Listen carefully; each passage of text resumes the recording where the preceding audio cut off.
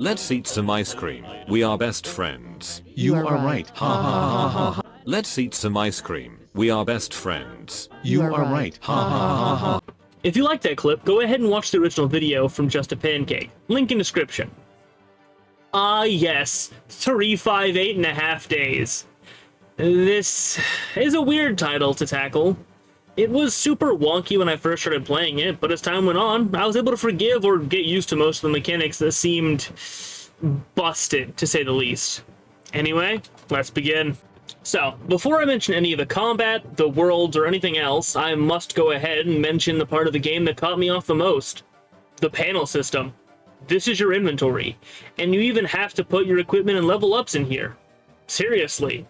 You gain level up panels when you fill the bar after missions, but you have to place each level in your inventory along with everything else in order to get the benefits.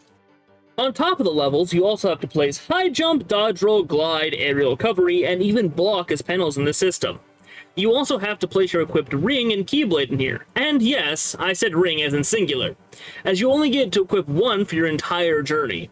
Now, you may have noticed from the video being shown that some abilities and keyblades take up multiple slots, and that some of those slots are hollow. Well, that's because you're able to give most of these abilities modifiers. With keyblades, you can slot ability modifiers and unlock keyblades' hidden abilities, or you can increase its magic or power. While other abilities, such as glide, have different levels that you can slot in to make it a faster movement option. Once you get over the fact that the system is here at all to begin with, it does complement the game nicely. Kind of like Resident Evil with its inventory. So, what is the gameplay like in this game? To be completely honest, it's a little annoying, as the game is completely mission-based with there only being 5 mission types. The first mission type is collecting hearts, which just means killing emblem heartless till your mission bar fills. Emblem collecting, which is running around a world to collect organization emblems until your bar fills. Recon, which means finding the small areas you need to investigate to gain intel, which fills your bar. There are specific missions to kill Heartless, where you just need to kill a certain amount in the mission to fill your bar. And then the missions to find people that immediately fill your bar. Oh. There are also challenge missions, but all those are harder versions of missions you've already done in order to get rewards from the best character in the game, the Organization 13 Moogle, or as my friend and I call it, Gloomex. The progression feels super slow, and I found myself opening 1.5 plus 2.5 just to see how many more missions I'd have to play through.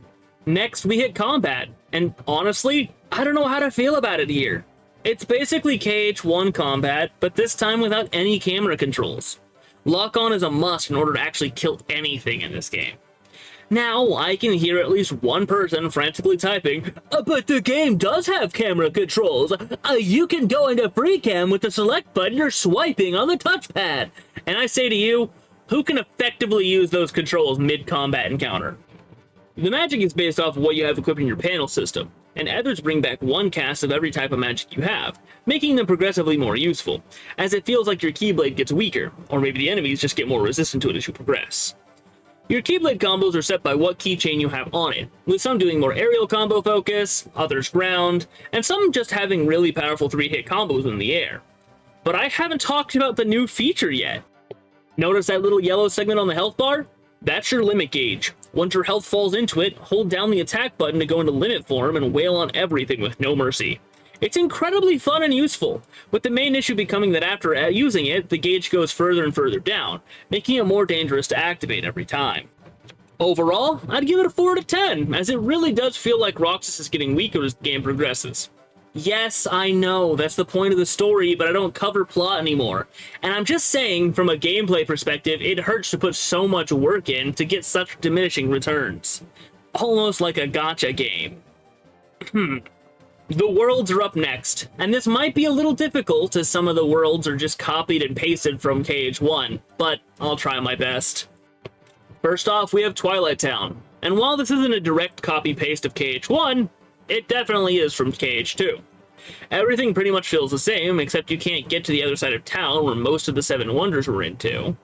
And the underground area is blocked off by gates in most areas, and you have to find the levers to unlock them. Fighting things with magic while on a ramp here sucks, as the spells just hit the ground and ceased existing. Agrabah has some interesting additions. Not in the main city unless you like sand, I don't like sand. but instead in the Cave of Wonders. I mean, the whole place got a remodel in the month that Sora has been away. I need to hire whoever did that so quickly. Also, if you remember the flying carpet area in KH2, that's here, mostly just so you can kill some Heartless. I really do like the way the new Cave of Wonders works, especially since it tries to have more of a sort of puzzle feel with numbered blocks hidden around the place. Though there is one sequence where you follow Pete around that I hate, as you need to stay out of his sight, but if he leaves your cone of sight for more than 2 seconds, you start completely over. Beast Castle is completely the same as KH2, like the whole way, except you can't go into the dungeon safe room, the Beast room, or Belle's room. But they do use the sighting mechanic with Cogsworth and Lumiere, so you can't just do whatever you want as fast as possible. And I actually don't hate that, as you are supposed to be on a stealth mission. Wonderland has got a bit of work done as well, as there's a new room before the courtroom that leads to 2 mazes, which aren't really all that interesting on their own, but there are missions that use these mazes that can be a bit annoying, but I found fun all the same. Halloween Town is exactly the same, but there are quite a lot of missions here and even a boss that took me an hour to beat, all because I thought I could brute force the fight.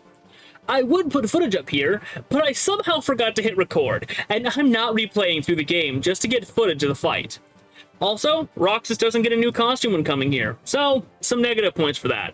Olympus Coliseum is once again the same, and all you really do here is training in Coliseum cups, so I don't really have much to say here. Finally, we have Neverland, which is actually really nice. We only go on to Hook ship for a small part of the world, but what we're given instead is a bit barren. We have a tiny island that's surrounded by rocks and pillars that Hook and Smee have been digging on to find treasure.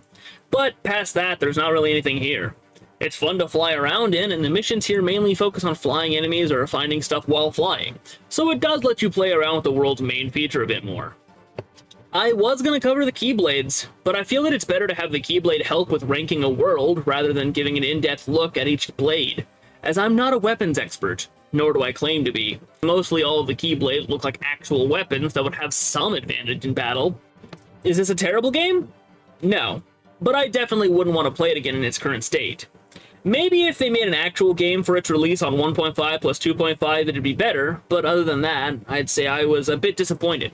Like, the combat was fun, but the way you progressed the story was so slow and boring that I just wanted to put the game down and walk away.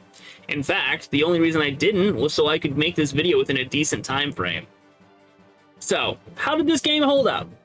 Well, it gets a solid 3 out of 10 in my book. I really wish that this game could have been better, and now after playing it all the way through, I feel bad for my best friend, as this was his introduction to the series.